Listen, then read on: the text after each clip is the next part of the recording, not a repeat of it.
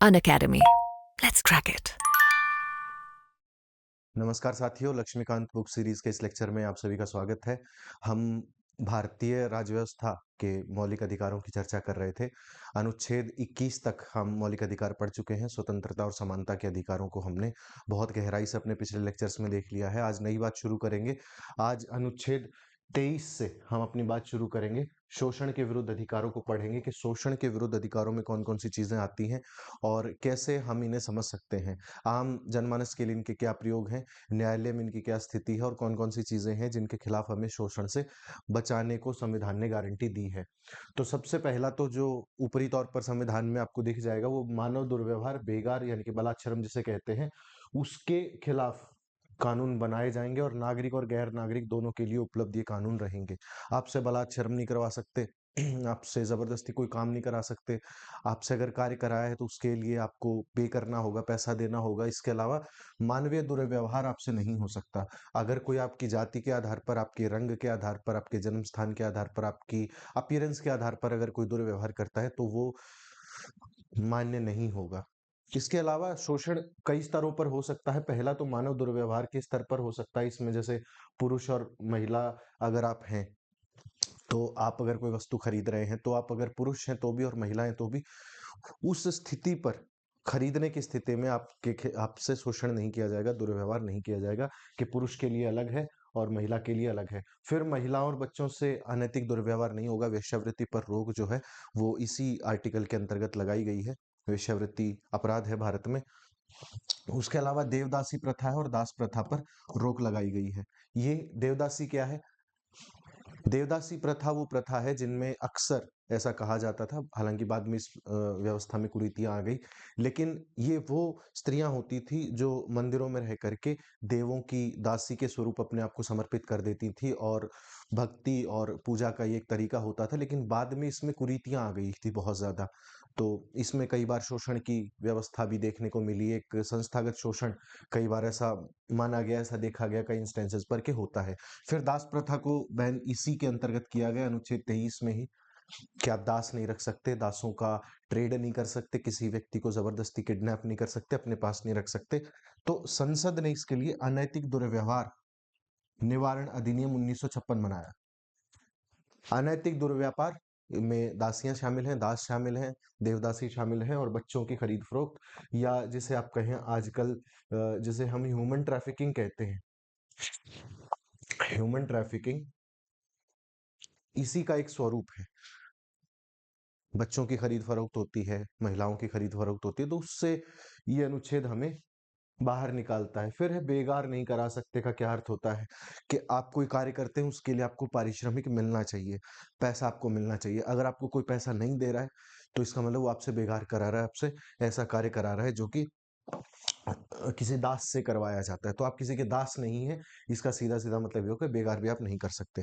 अनुच्छेद 23 बेगार के अलावा बलात्श्रम पर भी इतना ही जोर देता है। बलात्श्रम को हम देख चुके हैं, किसी व्यक्ति की इच्छा के विरुद्ध उससे काम लेना भी बलात्श्रम है। तो ये दोनों चीजें इंटरलिंक्ड हैं। दास भी वही है, बलात्श्रम भी वही है ना, और दासी प्रथा भी वही है। तो इसके लिए फिर हमने क्या किया, मान लीजिए कोई आपसे जबरदस्ती कानून नहीं करा सकता, लेकिन किसी काम के लिए 100 रुपया दिया जाना है, लेकिन वो आपको 10 रुपए देता है, तो क्या जायज है? क्या नहीं जायज है? इसलिए संसद ने क्या किया, 1976 में संसद ने बंधुआ मजदूरी व्यवस्था निरसन अधिनियम 1976 पास किया। उसके अलावा न्यूनतम मजदूरी अधिनियम 1948 पास किया और ठेका श्रमिक अधिनियम 1970 पास किया और समान पारिश्रमिक अधिनियम 1976 पास किया। ये अधिनियम थे जो इस इन अधिनियमों के तहत इस अनुच्छेद को और ज्यादा मजबूती प्रदान की गई। पहले देखिए ना, पहले तो एक तो न्यूनतम मजदूरी है, बंधुआ मजदूरी खत्म करने के लिए 76 में ले आए कानून, न्यूनतम मजदूरी देने के लिए कानून ले आए, ठेके पर पारिश्रमिक देना है अगर किसी को, किसी व्यक्ति को रखना है तो उसके लिए क्या व्यवस्था होगी, 1970 में कानून ले आए। और फिर समान पारिश्रमिक के हर काम के लिए बराबर, अगर कोई पुरुष कर रहा है महिला कर रही है, समान काम के लिए समान चीजें दी जाएंगी। तो इस प्रकार अनुच्छेद 23 को और ज्यादा मजबूत कर दिया गया। आज तो ये चीज एक स्टेप और आगे जा चुकी है। कैसे काम करते हैं कि अंतर्राष्ट्रीय स्तर पर ऐसा देखा गया है कि महिलाओं और पुरुषों के वेतन में कई बार पैरिटी नहीं होती, असमानता होती है। तो उसको दूर करने के लिए कई अंतर्राष्ट्रीय स्तर पर संस्थाएँ काम कर रही हैं। भारत में भी एक आप एक संस्था जानते होंगे, board of control of cricket in India, BCCI जिसको कहा जाता है, जो क्रिकेट को कंट्रोल करती है, विश्व कप वगैरह जो भारत में मैनेज करती है, या जो सीरीज वगैरह होती है जिसके नाम पर की जाती है, वो बीसीसीआई का काम होता है। तो बीसीसीआई ने भी अभी हाल ही में अपने पुरुष और महिला क्रिकेटरों की सैलरी बराबर कर दी है। ये बहुत अच्छा कदम था। हालाँकि कहने को आप ये कह सकते हैं कि यहाँ पर महिलाएँ शायद पुरुषों जितना रेवेन्यू जनरेट नहीं करती हैं। पुरुषों का विश्व कप जितना रेवेन्यू जनरेट करता है, उतना महिलाओं का नहीं करता है। लेकिन क्योंकि वो सेम काम कर रहे हैं, इसलिए उनको सेम सैलरी दी जानी चाहिए और सेम सैलरी का प्रावधान किया गया। उसके बाद है कारखानों में बालकों का नियोजन निषेध कर दिया गया अनुच्छेद 24 में। 23 हमने देखा, 23 क्या कहता है? एक तो बलात् श्रम है, बेगार है और दास। ये 3 चीजें थी, फिर इनके लिए अलग-अलग कानून थे, वो हमने देखे।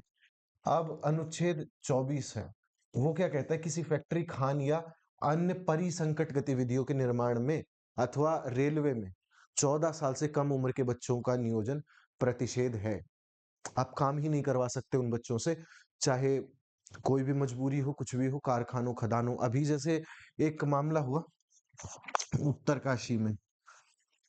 उत्तरकाशी में कुछ टनल एक खुदाई कर रहे थे, वहां पर कुछ मजदूर फंस गए, 41 मजदूर वहां पर फंस गए थे। तो उनको करीब 18-19 दिन के बाद निकाला गया, पूरा एक अंतर्राष्ट्रीय खबर बन गई। लेकिन सभी सुरक्षित निकला, ये बहुत अच्छी बात थी। तो इतना रिस्क जिन स्थानों पर होता है, वहां बच्चों को क्यों भेजना? बच्चे तो हमारा भविष्य होते हैं, तो हम अपने भविष्य को खदानों में क्यों भेजे, क्यों उनके जीवन को खतरे में डालें? ये एक चीज निकल करके आई। तो उसके लिए भी सरकार ने प्रयास किए। अब ऐसा तो है नहीं कि संविधान में लिख दिया और लोग मान जाएँगे। लेकिन संविधान ने ये ताकत दी कि हम आपको कहते हैं कि रोकिए इन लोगों को, अगर आप रोक लेते हैं उसके लिए कानून बनाइए। तो संसद इसके लिए सीरियस थी और हमने इतने सारे कानून उनको बनाए। पहला, बाल श्रम प्रतिषेध एवं नियमन कानून 1986, ठीक है? ये सबसे महत्वपूर्ण है, तो ये सबसे ज़्यादा प्रायोरिटी पर इसको रखेंगे। इसके अलावा बालक नियोजन अधिनियम 1938, कारखाना अधिनियम 1948, खान अधिनियम 1952, वाणिज्य पोत परिवहन अधिनियम 1958, बागान अधिनियम 1951, मोटर परिवहन कर्मकार अधिनियम 1951, प्रशिक्षु अधिनियम 1961, बीड़ी और सिगार कर्मकारी अधिनियम 1966 और 1996 में उच्चतम न्यायालय ने बाल श्रम पुनर्वास कल्याण कोष की स्थापना करने का आदेश दिया, जिसमें बालकों को नियोजित करने के लिए प्रति बालक 20,000 रुपए जमा करवाने होते थे उस कोष में। तो इतनी सारी व्यवस्थाएं हमने की। यहाँ हम रुके नहीं, उसके आगे गए। बाल अधिकार संरक्षण आयोग अधिनियम 2005। ये अगर किसी बच्चे के खिलाफ शोषण होता है, या मान लीजिए अब ऐसा है ना कि कानून भी बना दिए, ये देखिए ना इतने सारे कानून है, ये याद कर लीजिएगा।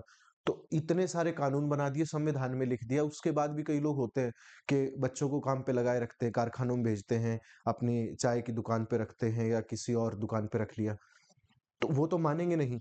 तो हमें उसके लिए एक कोष बनाना पड़ा कि अगर कोई व्यक्ति पकड़ा जाता है ऐसे कार्य करते हुए, तो उस बच्चों को यहाँ पर भेजा जाए। बाल सुधार गृह बनाए गए हैं।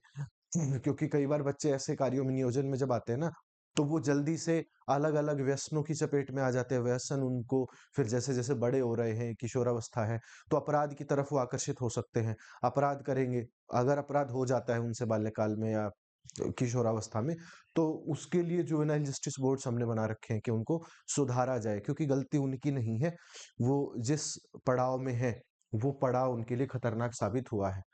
ठीक है? फिर जैसे होटल, रेस्टोरेंट, कारखाने, स्पा, चाय की दुकान वगैरह आदि के खिलाफ भी कई लोग बच्चों को यहाँ पे नियोजित करते हैं। तो सरकार ने उसकी भी मनाही कर रखी है। 2006 में तो घरेलू नौकर रखने, चाय की दुकानों पर इनको रखने, या कहीं पर भी 14 साल से अगर कम बच्चा है, तो आप रख ही नहीं सकते उसको कहीं भी। उसका काम क्या है? जो 14 साल से कम है ना, उसको आप सीधा-सीधा भेजिए स्कूल। क्योंकि सरकार ने राइट टू एजुकेशन दे रखा है। अभी पढ़ के भी आए हैं राइट टू एजुकेशन, दोबारा भी देख लेंगे। अधिकार है हमारा। 14 साल से कम बच्चों को फ्री में, मुफ्त में, निःशुल्क शिक्षा सरकार उपलब्ध करवाती है, उनका खर्चा उठाती है। तो 14 साल से कम उम्र के बच्चों की जगह स्कूल में है। 14 साल में बच्चा 10वीं 9वीं 10वीं पास कर लेता है, फिर वो इतना समझदार हो जाता है कि उसको क्या करना है। तो अगर उसको ये लगे कि उसे पढ़ना है तो वो पढ़ ले, नहीं लगता तो जाके जो उसको काम करना है वो काम कर ले, बहुत आसान है। फिर बाल श्रम संशोधन संशोधन 2016 भी आया, तो इसमें क्या बोला गया कि निषेध एवं विनियमन किया गया बाल श्रम का। 2016 में आया था, क्योंकि तरीके बदल गए हैं बच्चों के काम करवाने के। पुराने समय में आप कारखानों में लगा लेते थे, किसी और स्थान पर लगा लेते थे, लेकिन मूल अधिनियम का नाम बदला, बाल एवं किशोर श्रम निषेध विनियम 1986 को 2016 में। क्यों? क्योंकि नए नए तरीके आ गए थे, है ना। बहुत सारे ऐसे रोजगार आ गए थे जहां पर बच्चों का विनियमन किया जा रहा था, तो उसको भी रोकना था। अब प्रावधान और कड़े कर दिए, पहले 6 महीने की जेल थी, फिर 2 साल की कर दी गई। ये एमसीक्यू में कभी-कभी पूछ सकते हैं। उसके अलावा जुर्माना था, 20,000 से 50,000 कर दिया गया, और अगर ये अपराध दोहराया जाता है तो 1 से 3 साल की सजा दी जाएगी। अभी प्रसार का अधिकार देखेंगे थोड़ी देर में, उसमें आपको और सारी चीजें भी समझ में आएंगी। फिर है अगला, धर्म की स्वतंत्रता। हमने अनुच्छेद 23 देखा, अनुच्छेद 24 देखा, अब अनुच्छेद 25 पर आते हैं। ये कहता है कि सभी व्यक्तियों को उनके अंतःकरण की स्वतंत्रता का धर्म अबाध रूप से मानने, उसका आचरण करने और प्रचार करने का हक होगा। अनुच्छेद 25 कहता है आप अपने मन से जो मानते हैं ना, अंतःकरण से। अंतःकरण को लेकर के भी कई प्रकार की धारणाएं हैं कि अंतःकरण क्या होता है। और अंतःकरण दरअसल वो चीज होती है जो समाज से आपको मिलती है। आपको, आपका कोई ऐसा मूल अंतःकरण नहीं है कि जो आपको नई बातें बता देगा। इसलिए आप जो भी फैसले लेते हैं ना, वो मेजरली वही फैसले होते हैं जो सोसाइटी ऑलरेडी आपको दिला चुकी होती है। जैसे आपको रंग कौन सा पसंद है, अगर मैं कहूँ तो आप में से बहुत लोग ब्लैक बोलेंगे। क्यों आपको लगता है कि ब्लैक आपको पसंद है? अगर आपको पसंद होता ना, तो आप एक बात बताइए कि आप कितने रंगों के नाम जानते हैं? आप 10 रंगों से ज्यादा के नाम नहीं गिनवा पाएंगे जिनके आप कपड़े पहनते हैं। मुश्किल से 2 या 3 रंगों के कपड़े पहनते हैं। क्यों? क्योंकि सभी वो लोग पहने हुए होते हैं, और जिस समाज से आप आते हो उस समाज में जैसा कल्चर होता है वही आप धारण करते हो। आपकी पसंद तब होती जब आपको सब कुछ पता है, और सब कुछ पता होने के बाद आपने एक चीज पिक की है किसी खास वजह से। आपको कोई रीजन नहीं है, आपने कहा कि मुझे ब्लैक पसंद है। क्यों? क्योंकि सामने वाले ने ब्लैक पहना है, इसलिए आपको ब्लैक पसंद है। तो जो ये लिख रहे हैं ना, अंतःकरण, ये अंतःकरण कुछ नहीं है। अंतःकरण वो चीज है जो समाज ने आपके मन में डाल दी है। अंदर से आवाज आनी चाहिए, लेकिन अंदर से कहाँ आएगी? भाई बाहर वही चीज निकलेगी जो अंदर गई है। जितना इनपुट गया है उतना आउटपुट निकलेगा। तो इनपुट आपका समाज है, आउटपुट आप खुद हैं, जिसको आप अंतःकरण बोल रहे हैं। तो अंतःकरण के धर्म क्या होगा? जो धर्म समाज ने आपके अंदर डाला है। आप मान लीजिए हिंदू परिवार में पैदा हो गए तो आप हिंदू हो गए, आप मुस्लिम समाज में पैदा हो गए आप मुस्लिम हो गए, ईसाई हो गए, क्रिश्चियन हो गए। कितने ऐसे व्यक्ति हैं जो अपने मन से इस धर्म के बीच में फेरबदल करते हैं। तो ये जो कह रहे हैं ना कि अंतःकरण का धर्म मानने की स्वतंत्रता है, इसका अर्थ ये होता है कि आप जिस समाज में रह रहे हैं, जो समाज आपका है, उस समाज का धर्म आप मानने को स्वतंत्र है। आपको लगता होगा आपका अंतःकरण है, लेकिन नहीं है। कुछ लोग कहते, जैसे आप वेज खाते होंगे, कुछ लोग नॉन वेज खाते होंगे। वेजिटेरियन जो लोग होते हैं वो कई बार कहते हैं कि उन्हें आवाज आती है नॉनवेज में से, है ना। वो, आप एक पशु हत्या कर रहे हो, आप उसको तड़पता हुआ नहीं देख सकते, लेकिन जो व्यक्ति खा रहा है उसके लिए बहुत सामान्य है। क्या उसका अंतःकरण नहीं है? अगर अंतःकरण ऐसा होता जो सबका अलग अलग होता, तो फिर तो आप जिस समाज में पैदा हुए हैं, जिस धर्म में पैदा हुए हैं, वो धर्म आपको बदल लेना चाहिए था समय के साथ। क्योंकि ऐसा थोड़ी है कि वही अच्छा है जो आप अपना मानते हैं। भाई मुसलमान जो है वो अपना अच्छा मानते हैं, हिंदू अपना अच्छा मानते हैं, जैन अपना अच्छा मानते हैं, बौद्ध बौद्ध के लिए अपना धर्म सर्वोपरि है। तो अगर वास्तविक अंतःकरण कोई चीज होती तो आप उस चीज को बदलते, क्योंकि आप सारी चीजें देखते फिर कोई फैसला करते। आपके अंदर से आवाज आती कि नहीं, मुझे मुझे जैन नहीं रहना, मुझे बौद्ध हो जाना है, या मुझे पारसी हो जाना है, या मुझे ईसाई हो जाना है, जो भी आप होना चाहते हो। अंतःकरण सिर्फ इतना है कि समाज ने जो आपको इनपुट दे दिया, आप उसके आधार पर फैसले कर रहे हो। यही अंतःकरण है आपका, और कुछ नहीं है। एक व्यक्ति के लिए किसी दूसरे व्यक्ति को मारना धर्म के नाम पर बहुत सहज है, वो उसमें इतना सामान्य है कि वो दोबारा सोचता भी नहीं। और एक व्यक्ति ऐसा है, उसका अंतःकरण जिसको आप कह रहे हैं वो ऐसा है कि वो किसी फूल को भी परेशान करने से 2 बार पहले सोच रहा है। तो अंतःकरण जैसा कुछ होता नहीं है, समाज जो डाल रहा है वही आप बाहर निकाल रहे हो। तो ये जो आर्टिकल है वो यही कह रहा है कि अंतःकरण और धर्म की अबाध रूप से मान्य और प्रचार करने की स्वतंत्रता, जो आप मानते हैं वो मानिए। हालांकि बहुत लोग मानते नहीं है, बहुत लोग उसी ढर्रे पर चलते हैं जो उनको फीड कर दिया गया है। ठीक है, अंतःकरण की स्वतंत्रता हमने समझी। फिर मानने का अधिकार क्या है? कई जगह ऐसा होता है ना कि आप अपना धर्म बताने से डरते हैं, आप बता नहीं सकते, अगर आपने बता दिया तो आपको खत्म कर दिया जाएगा, और खत्म कर दिया जाएगा तो आप डरेंगे। तो भारत में डर जैसा कुछ नहीं है, भय जैसा कुछ नहीं है। फिर है आचरण का अधिकार। क्या होता है कि आप पूजा करते हैं, आप नमाज पढ़ते हैं, आप चर्च जाते हैं, मंदिर जाते हैं, आप जहां जाते हैं, तो जिस प्रकार की आपकी पूजा पद्धति है, आचरण पद्धति है, उसको आप मान सकते हैं, उसका आप पालन कर सकते हैं। ये हो गया आचरण की स्वतंत्रता। फिर एक चीज और आती है, प्रसार करने की स्वतंत्रता भी है इसी में। प्रसार कैसे? कि मान लीजिए आप अपना धर्म फैलाना चाहते हैं, कोई सोसाइटी बनाना चाहते हैं, कोई किसी सिद्धांत का प्राकट्य करना चाहते हैं, कुछ नई परंपरा चलाना चाहते हैं, तो ये सारे कार्य भी आप कर सकते हैं अपने धर्म को मानते हुए। अनुच्छेद 25 केवल धार्मिक विश्वास को ही नहीं बल्कि धार्मिक आचरणों को भी समाहित करता है। अगर आप नमाज पढ़ते हैं तो वो आचरण भी स्टेट के लिए रिस्पेक्टेबल है। ऐसा नहीं है कि जो हिंदू पद्धतियां हैं या जो ईसाई पद्धतियां हैं, जैन पद्धतियां हैं, वही है, हर पद्धति बराबर है इनके लिए। स्टेट बाहर है धर्म से पूरी तरीके से। इसके अलावा कौन कौन सी चीजें हैं?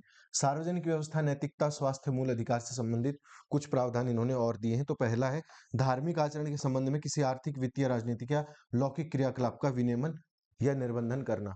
जैसे आप कोई आयोजन करते हैं, भंडारे वगैरह करते हैं, जागरण वगैरह कर सकते हैं, या आप कोई पंडाल लगाना चाहते हैं वो लगा सकते हैं। आपको धर्म के मानने की इच्छा यही होती है।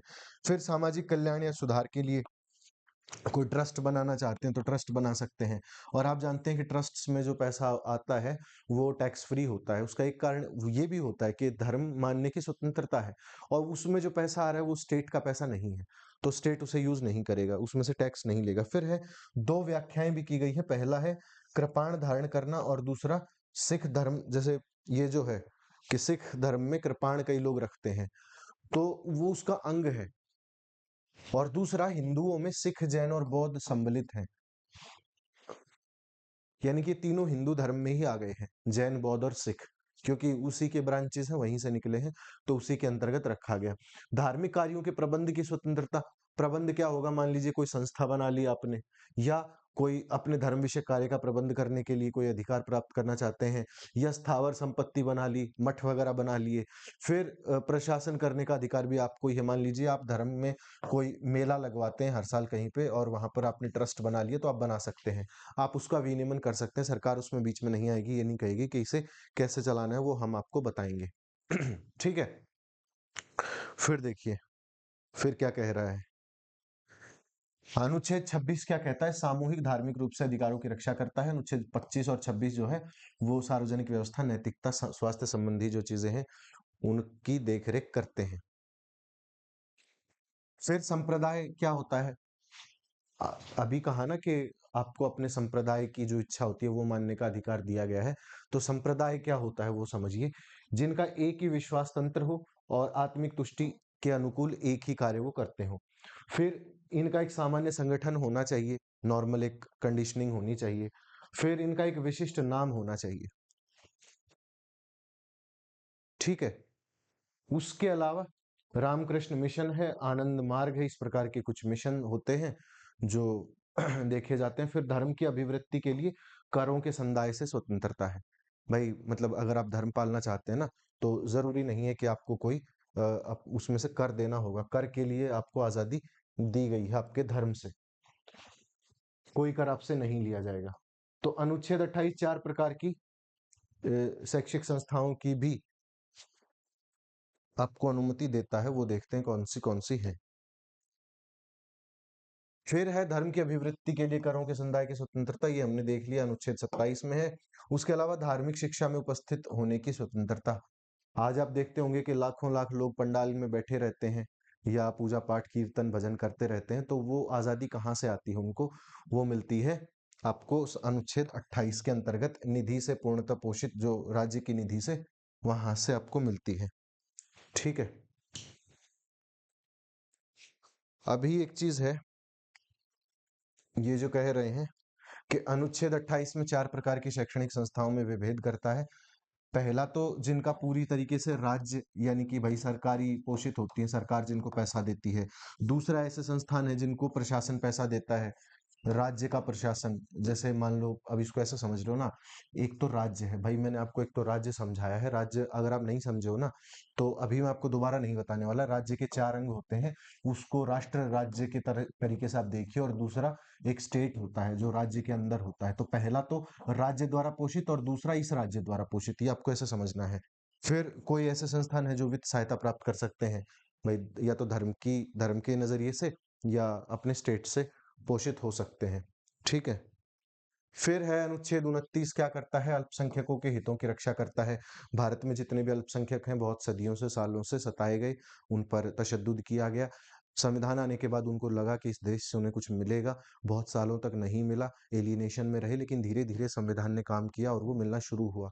कैसे मिलता है? भारत ने समय समय पर अपने शोषित वर्गों को बचाने के लिए कई तरीके के काम किए। पहला तो उन्हें नौकरियों में आरक्षण दिया, बहुत जगह पर प्रमोशन में आरक्षण दिया, शैक्षणिक संस्थानों में आरक्षण दिया, उनके धार्मिक मतों को मानने की आज़ादी दी, उन्हें सार्वजनिक स्थलों पर जाने में बराबरी दी, सार्वजनिक कुओं से पानी पीने की आज़ादी दी, शिक्षा ग्रहण करने की आज़ादी दी, स्कूल जा सकते हैं, सरकारी नौकरियों में हिस्सा ले सकते हैं। यानी कि भारतीय संविधान ने उनको हर वो आज़ादी दी जो आज़ादी वो बहुत शुरुआत से लेना चाहते थे। अब उसके बाद क्या किया? फिर भी समाज नहीं मानता भाई, बराबरी आ गई नौकरियों में, सब जगह हो गया, लेकिन फिर भी कुछ लोग ऐसे हैं जो उनको बराबर नहीं बैठने देना चाहते। तो उनका क्या इलाज किया गया? स्टेट ने उनके लिए कानून बना दिए, SC ST एट्रोसिटीज एक्ट बना दिए कि अगर आप किसी को उसके जाति के आधार पर परेशान करेंगे तो वो असहनीय होगा और वैसा नहीं करने दिया जाएगा। ठीक है। जन प्रतिनिधि अधिनियम 1951 में उनको आरक्षण की व्यवस्था भी दे दी गई कि आप आरक्षण से राजनीतिक प्रतिनिधित्व पा सकते हैं। उसके अलावा 27% आरक्षण सुप्रीम कोर्ट ने दिया हमें इंदिरा साहनीवाद में, कि 50% की सीलिंग नहीं हो सकती। ये इंदिरा साहनीवाद में कहा गया। मंडल कमीशन ने 27% का आरक्षण ओबीसीज को दिया, SCs को आरक्षण है, STs को आरक्षण है अलग अलग सरकारी नौकरियों में। तो ये कैसे हुआ? ये हुआ संविधान के चलते, और संविधान जब ये आजादी देता है तो ही इस प्रकार के कार्य हो पाते हैं। इसके अलावा शिक्षण संस्थानों की स्थापना और प्रशासन करने का अल्पसंख्यकों को अधिकार है अनुच्छेद 30 के तहत। अल्पसंख्यक कौन होते हैं? अब जैसा समाज होता है उसकी एक डेमोग्राफी होती है। मान लीजिए 100 लोग रहते हैं, 100 लोगों में सब लोग एक धर्म को नहीं मानते होंगे, 60 एक को मानते होंगे, 20 एक को मानते होंगे, 10 एक को, 5 एक को, 2 एक को, ढाई एक को और आधे एक को। ये प्रोपोर्शन होता है, ऐसे धर्म माने जाते हैं। तो जो 60% है ना, वो तो बहुसंख्यक है। तो ऐसा माना जाता है कि लोकतंत्र में बहुसंख्यक समाज कई बार अल्पसंख्यक समाज पर काबू पा लेता है, क्योंकि वोट वोट से सरकार चलती है, और चूंकि उनके ज्यादा वोट हैं तो हर बार सरकार उन्हीं की बनेगी। तो ऐसे में वो लोग शायद दूसरों के अधिकार कई बार ना खा जाएं, इस बात को सुनिश्चित करने के लिए सरकार कुछ प्रयास करती है। पहला तो अल्पसंख्यकों को सरकारी संस्थानों में प्रवेश दे देती है, भाषाई और धार्मिक आधार पर उनको कुछ रक्षाएं प्रदान करती है। तो यहाँ अनुच्छेद 30 में कहा गया है कि शिक्षण संस्थानों की स्थापना वो लोग कर सकते हैं, और अल्पसंख्यक वर्गों के को कुछ विशिष्ट अधिकार हैं। वो क्या क्या है? अपनी रुचि के हिसाब से शिक्षण संस्थाओं की स्थापना कर सकते हैं और उनको चला सकते हैं। पहला, कोई भी यूनिवर्सिटी बनाइए, कॉलेज बनाइए और उसको चलाइए, सरकार उसमें कुछ नहीं कहेगी। कोई भी धर्म मानना है, संपत्ति रखनी है, संपत्ति कमानी है, कमाइए, जैसे जहां रहना है वहां रहिए, जो करना है करिए। 1978 में 44वें संशोधन अधिनियम में इस अनुच्छेद को जोड़ा गया था। ठीक है। फिर है आर्थिक सहायता से अल्पसंख्यक द्वारा प्रबंधित संस्थानों में विभेद नहीं करेगा। या तो स्टेट स्पॉन्सर्ड हो या खुद से चला रहे हो, राज्य उसको बराबर मानेगा। तो अनुच्छेद 30 जो है वो धार्मिक और भाषाई सुरक्षा का विस्तार करता है। जितने भी हमारे अल्पसंख्यक हैं, आप अल्पसंख्यक से समझ गए हो ना, जैसे भारत में जैन, बौद्ध, पारसी, ईसाई, ये जो लोग हैं ना, इन धर्मों को मानने वाले, ये अल्पसंख्यक हैं। फिर उसके बाद अनुच्छेद 30 जो है वो ये स्वतंत्रता दे रहा है, और अल्पसंख्यक जो शब्द है वो हालांकि संविधान में कहीं नहीं आया है, लेकिन इससे माना है, ऐसा ही जाता है कि ये अनुच्छेद उन लोगों के लिए है जो नंबर गेम में थोड़े से पीछे हैं या कम पढ़ते हैं बाकी समूहों के मुकाबले। उसके अलावा क्या क्या अधिकार है? पहला, 3 प्रकार की संस्थाएं हैं अल्पसंख्यकों की। पहला तो स्टेट स्पॉन्सर्ड, फिर राज्य से मान्यता लेने वाली, और जो सहायता नहीं लेती। भाई 100% अगर केंद्र सरकार पैसा देगी तो एक संस्थान, राज्य सरकार 100% पैसा देगी तो दूसरा संस्थान, और किसी से कोई पैसा नहीं लेगा तो तीसरा संस्थान। बहुत सामान्य चीज है, आना चाहिए, ये इसमें कोई रॉकेट साइंस नहीं है। फिर है secretary of Malankara Syrian Catholic college case 2007 में फैसला दिया था कि अल्पसंख्यक शैक्षणिक संस्थानों की स्थापना से संबंधित कुछ नियम कानून है वो आपको मानने पड़ेंगे। पहला तो है गवर्निंग बॉडी, यानी कि शासी निकाय चुनने का अधिकार, संस्थापकों का भरोसा हो और जिन्हें वो भली भांति जानते हो। आप कोई यूनिवर्सिटी बनाते हैं, कॉलेज बनाते हैं, तो उसमें जो बोर्ड ऑफ डायरेक्टर होता है वो आपके पसंद के लोग होते हैं ना। तो सुप्रीम कोर्ट ने मलनकारा सीनियर कैथोलिक कॉलेज केस में भी यही कहा था कि भाई उन लोगों को ले सकते हैं जिन लोगों पर आपको भरोसा हो, मालिकों को जिन पर भरोसा हो। फिर शिक्षण कर्मचारी जो है, पढ़ाने लिखाने वाले, उनके विरुद्ध कार्रवाई करने का अधिकार आपको है। मास्टर वास्टर के खिलाफ कोई कार्रवाई करनी है आप कर लो। फिर अर्ह विद्यार्थियों को प्रवेश दिलाना है और सुसंगत शुल्क ढांचा, जितनी फीस रखनी है रख लो, और प्रवेश के लिए अगर कोई एंट्रेंस वगैरह रखना है तो वो भी रख लो। यानी कि आप जो आज चीजें फॉलो करते हो ना वही है, कोई कुछ इसमें ज्यादा चीजें नहीं है। फिर परिसंपत्ति जो आपकी है कॉलेज की प्रॉपर्टी, उसको आप अपने तरीके से प्रयोग कर सकते हो, ये भी आपका अधिकार है। इतनी सामान्य बात है, इसको लिखने की क्या जरूरत थी पता नहीं। अनुच्छेद फिर आगे कहता है, अनुच्छेद 30 जो है वो अल्पसंख्यकों को मिले अधिकार केवल बहुसंख्यकों के साथ समानता का अधिकार स्थापित करने के लिए, ना कि उनको कोई एक्स्ट्रा अधिकार देने के लिए।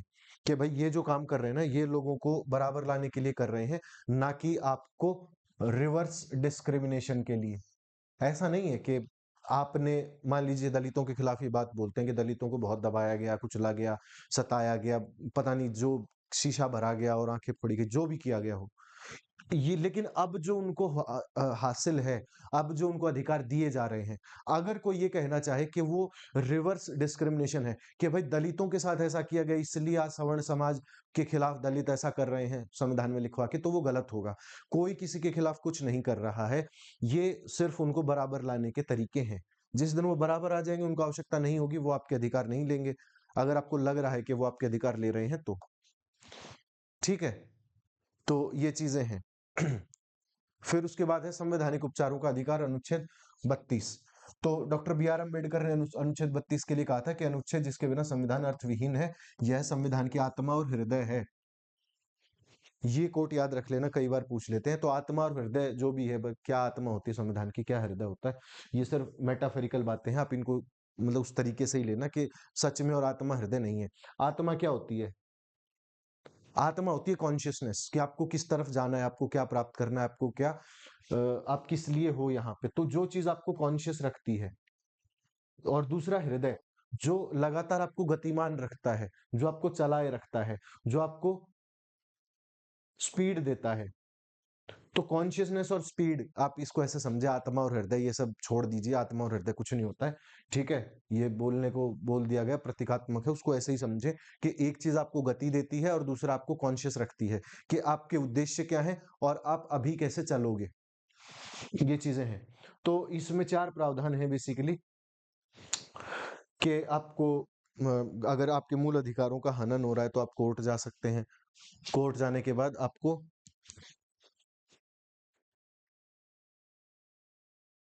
आप रिटों के आधार पर अपना फैसला करा सकते हैं। बंदी, प्रत्यक्षीकरण, परमादेश, प्रतिषेध है, उत्प्रेषण और अधिकार परीक्षा, ये 5 रिटों का अधिकार दिया गया है सुप्रीम कोर्ट को संविधान में। तो ये आप देख सकते हैं, अभी समझेंगे थोड़ी देर में रिटें क्या होती हैं। फिर उच्च न्यायालय का अनुच्छेद 226 में ऐसा ही अधिकार है, रिट केवल सुप्रीम कोर्ट के पास होती है, और ये जो निलंबित करने का अधिकार जो वो किसी के पास नहीं होता है, ठीक है। तो आप इसे निलंबित नहीं कर सकते। आगे चलिए, रिट क्या होती है? रिट है अनुच्छेद 32 के तहत, उच्च न्यायालय अनुच्छेद 226 के तहत रिट जारी कर सकते हैं। ये 5 प्रकार की होती हैं: बंदी, प्रत्यक्षीकरण, परमादेश, प्रतिषेध, उत्प्रेषण और अधिकार परीक्षा, ठीक है। तो ये एक बार आपको देख लेनी है कि कौन कौन सी रिटें होती हैं। हम देखेंगे बंदी प्रत्यक्षीकरण। बंदी प्रत्यक्षीकरण को लैटिन भाषा से लिया गया है, जिसका अर्थ होता है प्रस्तुत किया जाए। तो अगर किसी व्यक्ति को डिटेन कर लिया है और वो नहीं मिल रहा है, या उसको उसकी पेशी नहीं की जा रही है, तो आप कोर्ट जा सकते हैं और कानून से सहायता मांग सकते हैं कि किसी व्यक्ति को अगर जबरन हिरासत में रखा गया है तो आप उसको कोर्ट जाके छुड़वा सकते हैं। जब किसी व्यक्ति को कानून सम्मत हिरासत में लिया गया है तो लागू नहीं होगी कार्रवाई, किसी विधानमंडल या न्यायालय की अवमानना के तहत हुई है तो ये लागू नहीं होगी। इसके अलावा अगर उच्चतम न्यायालय के न्याय क्षेत्र से बाहर ऐसी कोई चीज हुई है तो ये लागू नहीं होगी। ये 2-3 चीजें आपको याद रखनी है। उसके बाद है परमादेश। परमादेश मतलब वी ऑर्डर, हम आदेश देते हैं। तो सार्वजनिक अधिकारियों को जनरली ये जारी की जाती है और उनके कार्यों और उसे नकारने के संबंध में पूछा जाता है कि भाई आपने ये जो काम किया है, ये काम आप निजी व्यक्तियों के खिलाफ किया गया है या गैर संवैधानिक है या विवेकानुसार है या संविदात्मक दायित्व को पूरा करने के विरुद्ध है या भारत के राष्ट्रपति और राज्यपाल के विरुद्ध है, मुख्य न्यायाधीश की न्यायिक क्षमता में उसके विरुद्ध है, तो तब ये परमादेश जारी किया जा सकता है। ठीक है। और किस किस के खिलाफ? सार्वजनिक इकाई, निगम, अधीनस्थ न्यायालय, प्राधिकरण या सरकार के खिलाफ समान उद्देश्य के लिए जारी हो सकता है। फिर है प्रतिषेध। प्रतिषेध मतलब रोकना, जिसे आप स्टे कहते हैं ना, कि भाई कोई रोड बन रहा था और कोई व्यक्ति जाकर के उस पर स्टे ले आया और अब वो रोड नहीं बनेगा, तो जो स्टे होता है ना, वो स्टे होता है प्रतिषेध। ये सक्रिय सीधे सक्रिय नहीं होता है। ठीक है। न्यायिक और अर्ध न्यायिक प्राधिकारों के विरुद्ध जारी किया जाता है, तो वो जो लोग स्टे लेकर के आते हैं वो इसी के तहत लेकर के आते हैं। फिर है उत्प्रेषण। उत्प्रेषण का मतलब प्रमाणित होना या सूचना देना। इसे एक उच्च न्यायालय, अधीनस्थ न्यायालय या अधिकारी या लंबित मामले कोई है उसके स्थानांतरण करने के लिए सीधे पत्र जारी कर सकते हैं। इसे अतिरिक्त न्यायिक क्षेत्र या न्यायिक क्षेत्र की कमी में कानूनी आधार पर जारी किया जा सकता है। तो उत्प्रेषण जो है वो निवारक एवं सहायक दोनों प्रकार का है कि भाई आपसे कोई कार्य नहीं हो रहा, आप हमें ट्रांसफर कर दीजिए, हम इसे देख लेंगे। 1991 में उच्चतम न्यायालय ने व्यवस्था दी थी उत्प्रेषण के मामले में कि इसमें अधिकारों को प्रभावित करने वाले प्रशासनिक प्राधिकारों के खिलाफ भी जारी किया जा सकता है। अगर कोई व्यक्ति है, अगर जबरदस्ती किसी के अधिकार क्षेत्र में घुस रहा है तो उसके खिलाफ भी जारी किया जा सकता है। अधिकार परीक्षा, को वारंटो अंग्रेजी में इसको बोलते हैं। ठीक है। इसे न्यायालय द्वारा किसी व्यक्ति या सार्वजनिक कार्यालय मतलब सरकारी नौकरी में दायर अपने दावे की जांच करने के लिए किया जाता है। किसी व्यक्ति द्वारा लोक कार्यालय के अवैध अनाधिकार ग्रहण करने से रोकता है, क्योंकि सरकार में तो सबके पास शक्तियां हैं। अगर कोई व्यक्ति ऐसा कोई कार्य कर रहा है जो उसके अधिकार क्षेत्र में ही नहीं आता, तो आप उसके खिलाफ कोर्ट जा सकते हैं और सरकारी अधिकारी के खिलाफ से लागू कर दिया जाएगा। अब सशस्त्र बल एवं मूल अधिकार है, तो कई बार ऐसा होता है कि खुफिया एजेंसियों में, सशस्त्र सेना बलों में, पुलिस की कार्रवाई में कई बार आपके जो अधिकार हैं उनका हनन हो जाता है, तो उसमें आपको चिंता नहीं करनी है।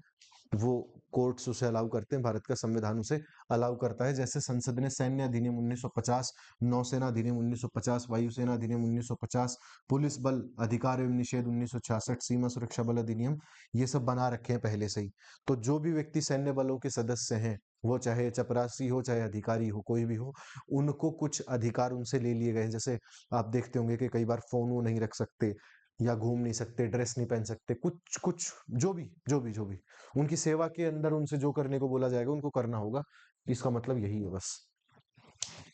फिर मार्शल लॉ और राष्ट्रीय आपातकाल में क्या अंतर होता है? मार्शल लॉ क्या होता है, राष्ट्रीय आपातकाल क्या होता है? मार्शल लॉ में मूल अधिकार नहीं रहते आपके, मूल अधिकारों को प्रभावित करता है। फिर सरकार और साधारण कानूनी न्यायालय को निलंबित कर देता है, कोर्ट नहीं रहेंगे। फिर दोबारा निर्धारित करता है कानून व्यवस्था को, नई कानून व्यवस्था बनती है। और विशेष क्षेत्रों में इसे लागू नहीं किया जा सकता। संविधान में कोई विशेष व्यवस्था इसकी नहीं है, जिस व्यक्ति का जो कार्य होगा वो कार्य ये करता रहेगा। फिर राष्ट्रीय आपातकाल क्या होता है? राष्ट्रीय आपातकाल में मूल अधिकार प्रभावित हो जाते हैं आपके, कुछ अधिकार आपसे ले लिए जाते हैं, सामान्य कानून जारी रहते हैं। युद्ध, बाहरी आक्रमण या सशस्त्र विद्रोह अगर कोई होगा तभी ये लागू किया जाएगा। पूरे देश के कुछ हिस्से में लागू हो सकता है और इसको लागू करने की व्यवस्था साफ साफ दी गई है। ठीक है, कोई समस्या नहीं है इसमें।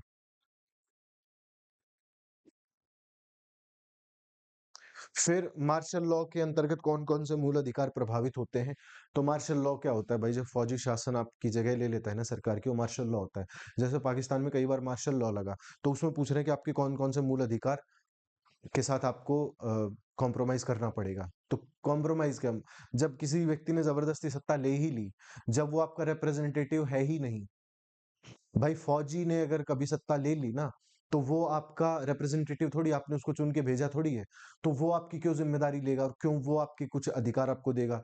कुछ नहीं देगा। इसका मार्शल लॉ का सीधा-सीधा मतलब ये समझिए, अगर आपको समझना है अनुच्छेद वगैरह तो पढ़ते रहिएगा, यहाँ से पढ़ लीजिएगा, रट लीजिएगा जो करना है। लेकिन अगर कोई फौजी शासन में आए, जैसे पाकिस्तान में आए, तो फौजियों ने क्या अधिकार दे रखे हैं? अगर आप उनके खिलाफ एक शब्द बोल देते हो, तो वो आपको उठा के ले जाते हैं और किसी जेल में डाल देते हैं, आपको गायब कर देते हैं। अगर ज़्यादा क्रांतिकारी बन रहे हो, तो आपको गोली मार देते हैं। व्यापार वगैरह जितना वो कहेंगे उतना आपको करना है, सिर्फ मज़दूर बन सकते हो उनके राज में आप, ठीक है? व्यापार की स्वतंत्रता क्या है? अगर थोड़ा ज़्यादा पैसा कमा लिया, तो आपके व्यापार का टेक ओवर वो कर लेंगे। मतलब ये है कि मार्शल लॉ में आप कुछ नहीं कर सकते, आप एक गुलाम की तरीके से जीवन जियोगे। जो फौजी शासन, जो मार्शल लॉ आपको कहेगा, वो आपको करना पड़ेगा। लोकतंत्र में क्या है? आपातकाल में क्या है कि ठीक है, थोड़ा बहुत कर्व लगा देते हैं। कई बार लोकतंत्र में लोग क्या है ना कि ज़्यादा आपे से बाहर हो जाते हैं, कि उनको बहुत ज़्यादा आज़ादी मिल जाती है। तो उनको रोकना ज़रूरी होता है, इसलिए आपातकाल लगा दिया जाता है। कई बार भारत में एक बार लगाया गया। तो आपातकाल में आपके कुछ मूल अधिकार आपसे ले लिए जाते हैं, बाकी नॉर्मल रहता है देश। लेकिन मार्शल लॉ में कौन-कौन से मूल अधिकार रहेंगे? तो कुछ नहीं रहेगा मार्शल लॉ में, ठीक है? पढ़ लेना ये, एक भी अधिकार आपको नहीं रहेगा। अच्छे-अच्छे शब्दों में अच्छी-अच्छी बातें यहाँ पर लिख दी गई है कि ये अधिकार थोड़ा-सा कम हो जाएगा, ये अधिकार इतना मिलेगा, ये अधिकार कुछ नहीं मिलेगा।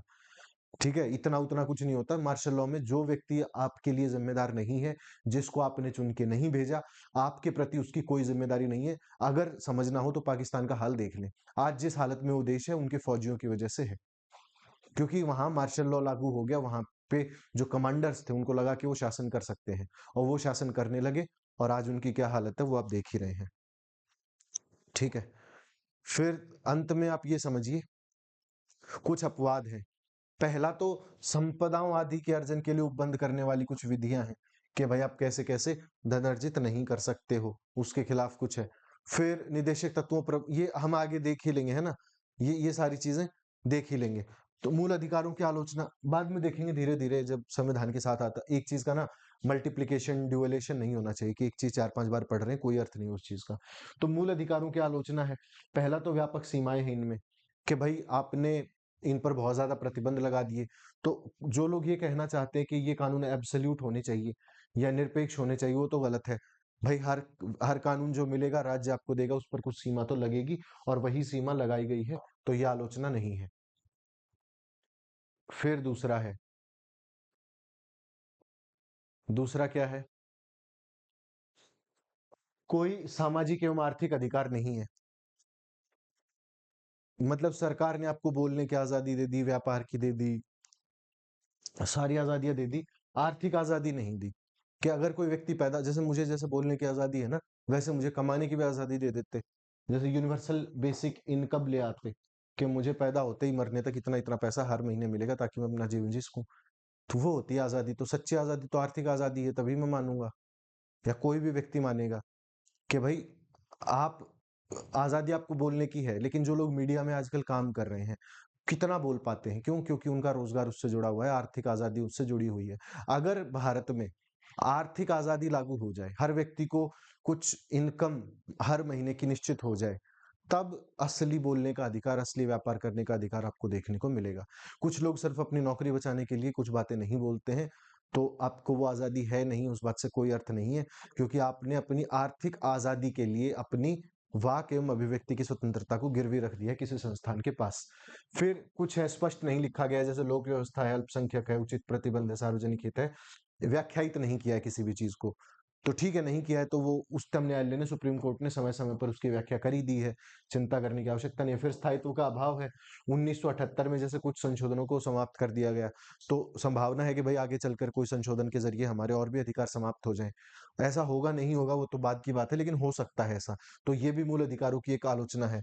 फिर आपातकाल के दौरान स्थगन हो जाता है, फिर वही बात एब्सोल्यूट वाली कि भाई जब इनको स्थगित किया जा सकता है, खत्म किया जा सकता है, तो फिर ये है किस बात के अधिकार? या तो परमानेंट हो। फिर उपचार महँगा है, अनुच्छेद 32 के तहत सुप्रीम कोर्ट जाएँगे या वकील करेंगे या हाई कोर्ट जाएँगे, तो पैसे बहुत ज़्यादा लगते हैं, एक आम आदमी तो ले ही नहीं सकता या उनको पता नहीं होता, शिक्षित नहीं होते हैं। फिर निवारक निरोध है, डिटेंशन है, तो आपको डिटेंशन में डाला जा सकता है बिना किसी बात के, बिना किसी जानकारी के। ठीक है? ये चीज़ें हैं। फिर प्रतिमान दर्शन नहीं है कि भाई किस आधार पर बनाया गया है। तो प्रतिमान दर्शन हालांकि बाद में directive principle of state policy में जोड़ दिया गया है, जो कि हम मूल अधिकारों के बाद का जो चैप्टर है उसमें पढ़ेंगे। तो ऐसी बात नहीं है कि डीपीएसपीज में कोई आपको दर्शन नहीं दिया गया है। फिर मूल अधिकारों का महत्व क्या है, सिग्निफिकेंस क्या है, ये पढ़ लेना आप। सिग्निफिकेंस क्या है मूल अधिकारों का, अच्छी व्यवस्था दे रखी है, अच्छी आजादी दे रखी है, बराबरी का अधिकार दे रखा है, वोट का अधिकार दे रखा है, जो बातें कर चुके हैं ना, नैतिक वैतिक सारी वो इसमें आप जोड़ देंगे, इसमें ज्यादा कुछ नहीं है। फिर एक नजर इन पर है, हमारे मौलिक अधिकार यहाँ पर समाप्त होते हैं। हमने पढ़ा कि अनुच्छेद 12 से लेकर के अनुच्छेद 32 तक क्या क्या व्यवस्थाएं हमें दी गई है। तो 14 से 32 आप इसे मान लीजिए, यहाँ पर हमारे मौलिक अधिकार है। एक एक आर्टिकल को हमने यहाँ पर देखा है, पिछले वीडियोस आप देख लीजिएगा, और इसे मिलाकर हमारे होते हैं अधिकार पूरे। मौलिक अधिकार यहीं पर समाप्त होते हैं। अगले चैप्टर में हम directive principle of state policy पढ़ेंगे, डीपीएसपी से अपनी बात शुरू करेंगे। ठीक है, थैंक यू सो मच। आपसे एक नए वीडियो में अगली बार मिलते हैं। बहुत बहुत धन्यवाद।